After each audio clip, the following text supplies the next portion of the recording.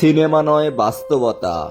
বুক ভরা কষ্ট নিয়েও মুখে হাসি রেখে চলছে পথ চলা।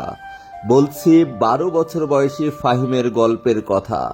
গল্প নয়, দেখতে পাচ্ছেন, এটাই বাস্তবতা। সিলেটের ফাহিম জীবিকার সন্ধানে ঢাকার অলি গলিতে ফেরি করছেন কফি। যে বয়সে কাঁধে থাকার কথা স্কুলের ব্যাগ, সে বয়সে দায়িত্ব নিয়েছেন সংসারের। যারা আজকের এই ভিডিওটি দেখছেন তাদের কাছে প্রশ্ন রাখতে চাই, আপনি আপনার 12 বছর বয়সে কি করেছিলেন মনে করুন তো? নিশ্চয়ই খেলাধুলা কিংবা ঘোরাফেরা। না, ফাহিম বাবার চিকিৎসার জন্য পুরান ঢাকার অলিতে গলিতে ঘুরে ফিরছেন কফির ব্যাগ নিয়ে। একটি কফির দাম 10 টাকা।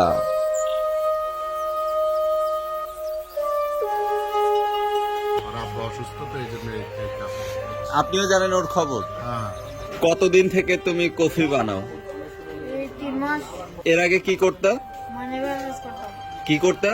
মানিব্যাগের কাজ করতাম। মানি ব্যাগ বানাইতে পারতা? তো মানি ব্যাগ বানাইছো, মানি বানাও নাই? না, মানি বানাই নাই। ওর নাম্বার আমার কাছে আছে, ওর ডাক দিয়ে আমরা কফি খাই। এখানে সবার কাছে আমার নাম্বার আছে, এখানকার সবাই আমার চিনে। যখন কফি খাইতে ইচ্ছে করে তখন ওকে ফোন দিয়ে আমরা ডাকিয়া তারপরে এই কফি খাই। সবাই আমার চিনে, ভালোবাসে। তা তোর বাবা কি করে? বাবা অসুস্থ। বাড়িতে কে কে আছে? বাবা মা আছে। এই কফি বিক্রির টাকা কারে দাও? কবি বিক্রিতে আবার বাবার ওষুধ কেনার মায়ের থেকে দিয়ে খরচাটা।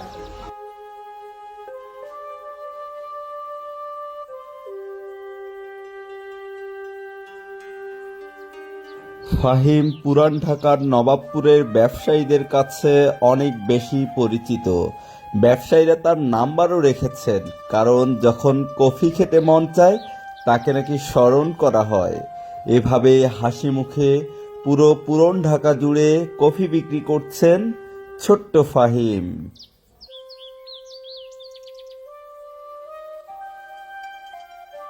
আজ যদি তার বাবা সুস্থ থাকতো, হয়তোবা দৃশ্যপটটা ভিন্ন হতে পারত।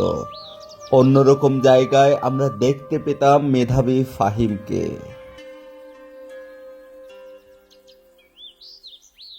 ফাহিমের মতো মেধাবীরা যদি পায় একটি বিশ্বস্ত মাথার ছায়া, তারাও অন্যরকম ভাবে লিখতে পারত তাদেরও জীবনের গল্প।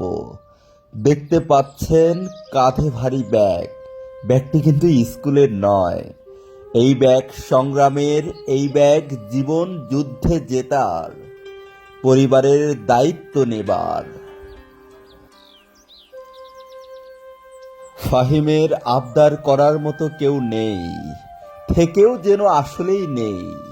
পছন্দের জুতো জামা কিংবা একটা শখের চশমা ঘড়ি কাকে বলবে ফাহিম? বাবাটা যে অসুস্থ। বট বৃক্ষ থেকেও যেন ফাহিম আজ অসহায়। ছোট্ট ফাহিমকে প্রশ্ন করেছিলাম, তোমার স্বপ্ন কি? ফাহিমের উত্তর কি ছিল জানেন? পরিবারের মুখে হাসি দেখতে চাই, এটাই আমার স্বপ্ন। বাবাকে সুস্থ দেখতে চাই, চিকিৎসা করাতে চাই। আমরা এই ফাহিমদেরকে উৎসাহ দিব, তাদের থেকে একটা কফি কিনলে হয়তোবা এটাই হতে পারে তাদের জন্য অনেক কিছু। এমন অনেক অসংখ্য ফাহিম আপনার আমার আশেপাশে ঘুরছে। আসুন তাদের মুখে হাসি ফোটাই। শিশু শ্রম বন্ধ হোক, শিশুরা স্কুলে যাক, এই কথাগুলো আজকে টক শোতে আর পেপার পত্রিকায় মানায়। বাস্তবে হয়তোবা এর প্রয়োগ এবং এর বাস্তবতা একটু ভিন্ন। এই ফাহিমের গল্পের চিত্রটা হতে পারত অন্য। আসুন, আমরা চাইলেই আমরাই পারবো। ইনশাল্লাহ ফাহিমরাও স্কুলে যাবে, তারাও পড়ালেখা করে সুশিক্ষায় শিক্ষিত হবে, দেখাবে জাতিকে আলোর পথ। এভাবেই এগিয়ে যাবে আমাদের সমাজ তথা দেশ, পথ হারাবে না বাংলাদেশ।